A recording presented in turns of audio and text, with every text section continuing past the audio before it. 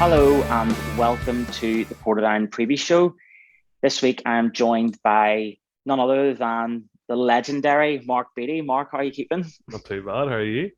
I don't know about legendary. You went a wee bit far there.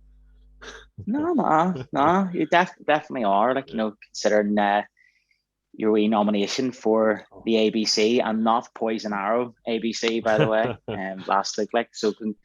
Congratulations on Thank that. you.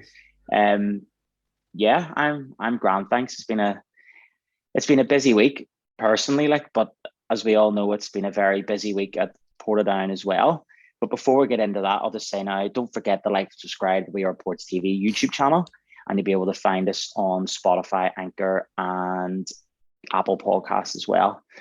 So yes, like I said, it's been a very busy week at Portadown this week in particular. Obviously, the January transfer window has come to a close. We have made a number of new signings, and they have been pictured in backgrounds similar to the one you have right now. You've been doing all the donkey work, so to speak. Getting all the interviews and all, and with all these players this week and stuff. So, do you want to run us through everyone that's came in and what the feeling is behind them all? Yeah. Well, so this last week has been a bit nuts. With the manager change, and then with it being 1 week left of the transfer window, I think it was all hands to the pump and getting some players in that the management team wanted and stuff. And whatever. Now, I think the 10 signings were made in January. Now I know one of them was young Matty Lusty. He was loaned back. His loan was cancelled or whatever, back to Larne. But so there's 9 players through the door. Over the last week, there's 4 came in. Billy Steadman came in from Dorchester Town. I think he was with last. He was over in Iceland for a few years. He's sort of a forward winger, number 10 sort of player. Small, but look, he's quick. He's quick and quick feet. So he's one to look out for. We have Cadligo Masigo from Waterford Town. He was on loan to Athlone Town last year under Paul Doolan. So Paul's give him a call and fancies him up here. I think he came up training last week and stuff, and he really liked the thing that they liked the place. I've actually heard a lot of good things about him. I heard some of the players talking about him and stuff. They were impressed in training with him. He seems to be a busy wee midfielder. Sort of nips around feet, likes to get the ball and spread it around. Fancies himself as a bit of a box to box player. So he's a wee bit of energy in the middle, maybe, which is always good. Um, couple, Josh, I guess Josh Chatty or Chatty. He's a forward, sort of number 10 player. He played in Sweden for a few years. Um, I think he was at Reading before that, into the scholarship program there, and then across to Sweden. So he's a forward player coming in as well. He's got Trinidad and Tobago roots as well. I found out there, so bit of international flavour. And then Connor Leake Blunt was right at the deadline sort of signing. I was up late on Monday evening and got the call that he's made the move. As far as I know, his registration came through really late. I'm talking quarter to 12 sort of thing, or 15 minutes for the window shut or whatever. So his the late one. I don't think he's in time to make his debut this weekend. As far as I know, what the other 3 are. They're here, they're training, they're almost ready to go. So he's the only one that would more likely miss out. But yeah, listen, it's hard to know what any of these players are going to be. Um, Probably Caligo's is only one that the management team have seen in great depth through Paul Doolan. The other 3 are sort of research. How that research goes, I'm not overly au fait with it. Maybe knowing coaches that know these players and getting recommendations and obviously their highlight reel on YouTube and stuff. And I know that sometimes can be misleading because, like Dave says, his highlight reels of lurking baby old boys under 12s is fantastic. So it's always hard to know. But listen, the situation we're in, we've sort of needed bodies to the door. The the market in the Irish League is quite inflated at the minute. There's money about, and players aren't willing to go for what they feel is under their market value. So it's hard to get players locally. So maybe they've had to go outside the traditional market and bring some players in that I think can have an effect because we do need some freshness. I think we just need something, some impetus, something to change. And listen, the other players that came in January are still sort of making their way as well, so they can still have an effect. Josh Doherty and Ella Degan and Jack Smith and Jamal Dupree. Hard Beveland as well is another one. You almost forget he's a new signing. You know, he just looks so comfortable when he plays for us. Just slots right in there. So yeah, it's been busy. Plenty of Photoshop has been done because a few of them players that were signed recently we haven't been able to have with us for pictures. So we've had to Yeah, do a wee bit of Photoshop work, which I'm sure you noticed, like, but it's a few different bodies on heads for graphics. I thought Billy Steadman looked very like Danny Ceballos that played at Arsenal last season. I don't really watch any football outside of Portland, so you've lost me. Honestly, no, when I saw him, I was like, "I've Arsenal signed Danny Ceballos," or sorry, Portadown signed Danny Ceballos here. But no, listen, fingers crossed, all those signings work out. And we really do need them all to hit the ground running. You said a bit Hard there. Unfortunately, Hard was injured at the weekend there when we played Larne. Yeah. I don't want to talk too much about it because it was horrendous, putting it mildly. Yeah. It's never nice to lose. It's never nice to get tanked.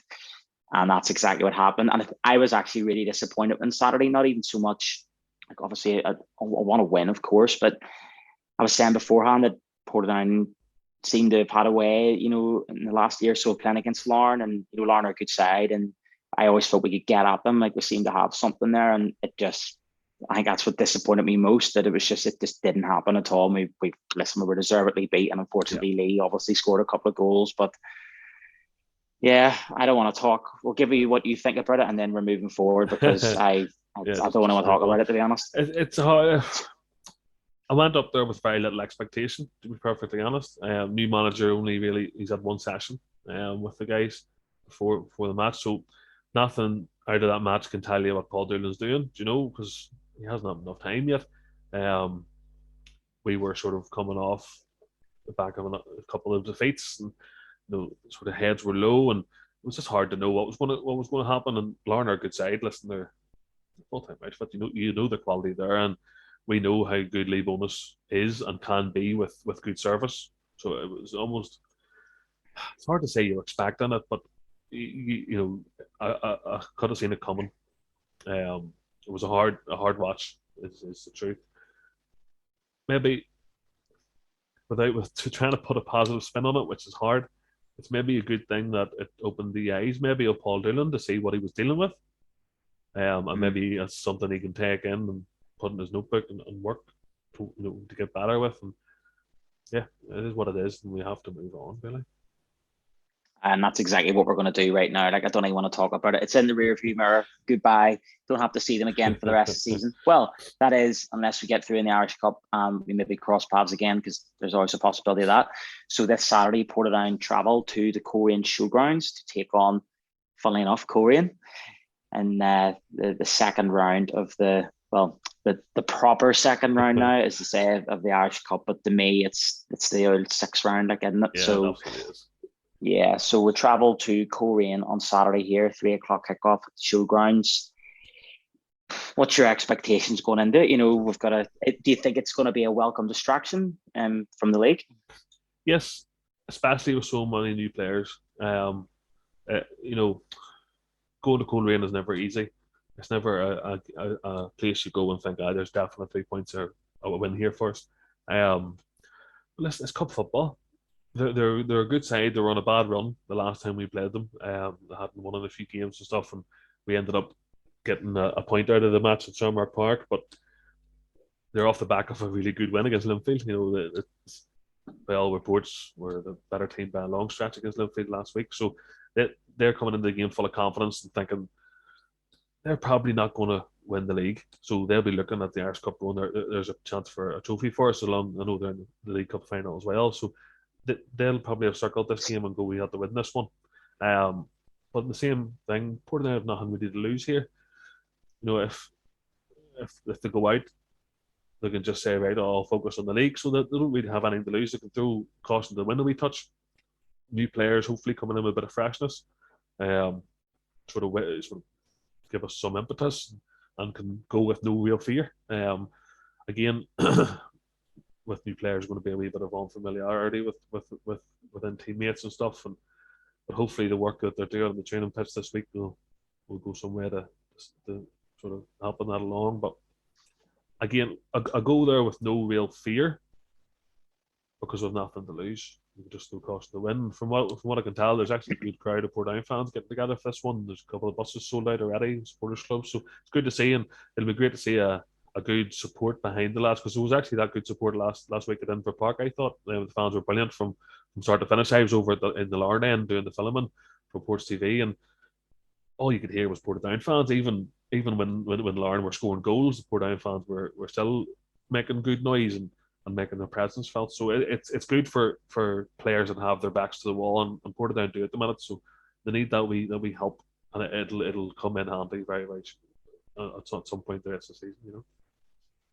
Yeah. No, well, that's really good to hear that there is. I did actually see as Eden Reds had already sold out their bus really early, and they were looking to put another one on and stuff. So yeah, they put a second bus on there. They released tonight, so it's good to see. Well, that's good. Well, it's a good long bus trip, isn't it, for traveling from Portadown up to Coleraine, like so. A couple of bottles of tonic, yeah.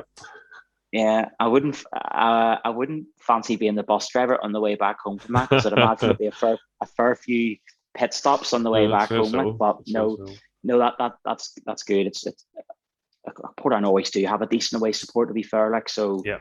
It'll be good, especially because Coleraine are doing really well at the minute. They're getting really big crowds, and I'd imagine they'll still have a decent support on Saturday as well. Like so, it should be good. Fingers crossed Portadown can get a result. When you mentioned that as well about the match on Saturday, it's all ticket. They're not accepting cash on the gate, so you have to go online to Coleraine's website and get your tickets online. They are running the kid for a quid scheme, so any kids under 11 go and get a ticket for £1, which is a good scheme as well. So, and remember, it's a cup game, so the all profits are split between the two clubs as well. So you're helping your club by going along, you know. So. Absolutely, as well, and there's no replay, so it'll be played to a finish too. Yeah. So fingers crossed Portadown can go up there, and I think as well. Okay, obviously this season's been disappointing. I'm not going to lie, but I think last season, Portadown went up there, we got a draw up there, and even another game to beat us, but it was 2 ridiculous penalties given against Greg Hall. So I think they can go up there and get something, but we'll soon find out. But you know what? We'll on the subject of the Irish Cup, is there any particular fond memories you have, or anything that stands out necessarily over the years? You can give us 2 fond memories of recent years, the Irish Cup. Well, not recent years, any years, basically. Any years. One random memory I have at the old Clondyboyle Park in Bangor. I can't remember if it was Bangor or Ards were playing in the Irish Cup, and you were sort of behind that net in that corner where the away fans go, and Vinnie Arkins scored an overhead kick on a 1-0 win, and ran straight to the fence, and I was right at that fence, and he was face to face with me, and it was a fantastic goal and just a great memory. Second up, probably the 2005 Irish Cup final against Larne, 1-5-1. It was a sunny day. It was perfect Irish Cup, and you win, and everybody's very happy. Yeah, well, funny enough, the 2005 Cup final was going to be one of my memories as well. It was a great day. 1-0 down early doors, and he logged the next quarter down, but we came back and absolutely steamrolled them. Like so, Darren Kelly scored, John Combray, Mark McCann got 2, and Vinnie Arkins. Yep. Yeah, that's right. Yep. Yeah, so that was a great day. But one of my favourite Irish Cup moments was actually the semi-final of that season on the replay, and Ballymena? Glentoran. Oh, Glentoran. Yes. Okay. Yeah. And Mickey Collins had the game of his life. Yeah. It was unbelievable. And then was Mark McCann scored in that one as well. Yeah, he slipped the ball through the back line to Mark McCann to run onto. Yes, right. Yeah, so that was midweek at Windsor Park. There's something about like a cup semi-final. It's dark and the little floodlights are on and all, and that was brilliant. But yes, even then, when we got to the final in 2010, of course, I was disappointed when we got beat, of course. But the game where we won the the penalty shooter against Ballymena, Sure. David Miskelly, saved, a couple of penalties and all. Like, it And was. as far as I remember, Muscali was actually on the transfer list in the build up to that game. He had sort of fallen out of favour with McFall for some reason. I can't remember, and then that was him off the transfer list after that penalty. That's sort of like old school in the sense, because you would have heard things like really back in the day, Yeah. oh, a player missed a penalty, put in the transfer list straight away, and it's just like, but I always wondered where see, this mystery transfer list was. Was there a list anywhere that you could actually find of a transfer list? Just imaginary. Is it almost a warning? it was maybe an advertisement in the local paper, or like in the local shop or the local church, they put like on the board, Yeah. Yep. Your we transfer pieces list. of paper, transfer listed, David Miskelly available for transfer. But yeah, that's yeah. A wee cup run would be good. I think it would definitely lift a bit of the gloom at the minute, a bit of the cloud hanging over, and because I think, listen, I suppose it sounds like a broken record saying it the same week, the same thing every week. So wee cup run would be good, but like you said, Coleraine are expected to win. We're not expected to get anything, so maybe that means the players can go and play with a bit of weight off their shoulders, especially because it's not even in the league. And fingers crossed we can get the result up in Coleraine. That would certainly make the travelling Portadown support very, very happy. So much that I think even more bottles of Buckfast to be bought for the way home. Absolutely. So absolutely. So yes, after Coleraine, we take on a team I already mentioned there in my memories. We take on Glentoran on Tuesday night at Shamrock Park, which is again Portadown Glentoran. It's always a fixture that a lot of Portadown and a lot of Glentoran fans look forward to. And Glentoran are flying at the minute. So give us your thoughts on that. It's going to be a difficult game. Absolutely is. They have sold out their allocation in the West End already, with a week to go. So they're looking forward to coming as well. It shows the excitement there is around that club at the minute. The money they've spent is paying off now. They're firing on all cylinders. They're picking up wins left, right, and centre at the minute. They look. We'll say they look unbeatable. No team is unbeatable, but if they're probably in the Irish League the closest to it at the minute, they're scoring goals, which is the big thing. The game against Crusaders there last week was a bit of a crazy one, but they got through it by scoring a couple of goals from a couple of key men. Conor McMenamin, for me, is one of the better players, one of the best players in this league, if not the best. He's on fire, and he's hard to stop. He can go either side. He's quick. He's tenacious. He can finish. He's got everything as an Irish League winger. So he's always a man to look out for. And of course, Donnelly and McDade, they've got a lot of firepower. So it's going to be hard for us to find a way to nullify it. But that's their job. So we'll see if we can stick to it.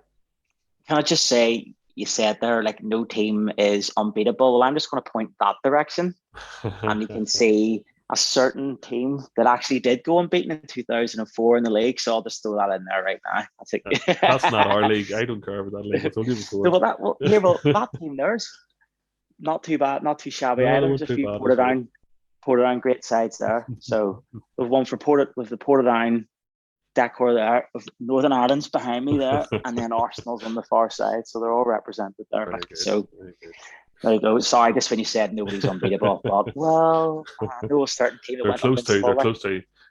They were beaten in the cup though, so they were still beating that too. It's all about the league. No, listen, Glentoran are absolutely flying at the minute, and Jay Donnelly is banging the minute at the minute. That's a man in form, and obviously the danger man at the minute. But then even if you manage to nullify him, his brother Rory flying at the minute. You've got Shane McCartan, Robbie McDade is back in the team, and he's scoring goals. You say McMenamin. They're littered with quality all over the pitch, and it's Glentoran.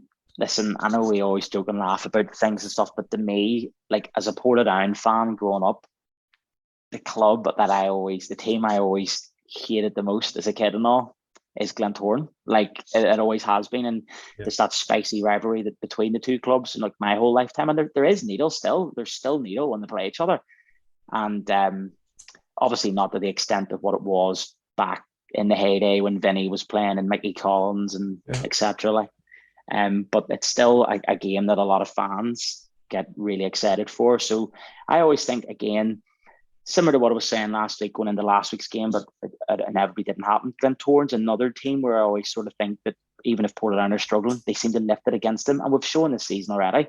We've got a great point up there. Yeah. You know, earlier in the season at the Oval. So fingers crossed. I mean, Michael Ruddy loves a goal against the Glens, so I'll maybe stick a tenner on him first goal scorer this week or next Tuesday night. Was he first goal scorer in both games, actually? Because he scored early on the screamer from the box. I'm not sure about the first game at the Oval, if he was was first Portadown goal scorer anyway, but it might be worth for a first goal scorer back. Yeah, indeed. Any good memories from Glentoran games over the years? There's bound to be a few. There's plenty, to be fair.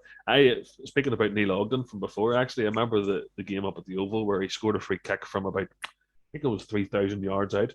At least that's what it felt like. He had no right to take a shot on goal from so far out, but he thumped it that hard, it whizzed past Elliot Morrison. I remember that game really well. I remember going up there, was it the first game of the season one year, and Gary Hamilton was playing for us, and Pat McGibbon had just signed for them, I think, from us. And Gary Hamilton was running through and skipped past Pat McGibbon, and I think it was Paul Lehman at centre half, just raw pace and nipped past him and scored, and we won that 1-2-0 actually. That was a good memory as well. There's plenty. The 4-3s at home that everybody will remember as well. Over a couple of years, Keith O'Hara got a winner in one of them, and Peter McCann in the other. Plenty of good memories. I used to love going to the old cowshed when Glentoran came. It was always really good atmosphere, and the banter was always flying across the fences at each other. You bricks fan as well. Well, yeah, unfortunately, yeah. But no, it was always good. Always really enjoyable and always very exciting. When that match was sort of on the build up, and it was when both sides were sort of similar stature wise in the league. They were always competing with each other. It was always tight, and it was always a pretty tense atmosphere no matter when you played them. I remember big Scotty Walker played for them. I used to love it when he played for them, and every time he touched the ball, everybody in the cowshed just squealed. You know, the big scarecrow. Like Chris Walker. Yeah, Chris Walker. What is it? Scott Walker? Yeah. Scott Walker. Who's Scott Walker? I think it was Scott Walker. Are you thinking of Scott Young, who played around then as well? Yeah, I'm getting them both confused. But a big Walker with the crazy hair, the scarecrow. He was a brilliant player, to be fair to him. Brilliant. He was a brilliant defender, yeah. But he wouldn't be out of place on a farm anyway. Like. So no, he was a very good player, to be fair to him, like he was. But yeah, the 4-3 in 2005. Do you know what, that was the same? That game you're talking about, we won at the start of the season. That was the same season, the 4-3. Oh right, okay. And it's just frustrating because, you know, we beat them there and all, but then Glentoran went on to win the league that year because that was the whole Morgan Day that season. Oh right, okay. But then we won the cup. We won the cup that year. Yeah, that's right.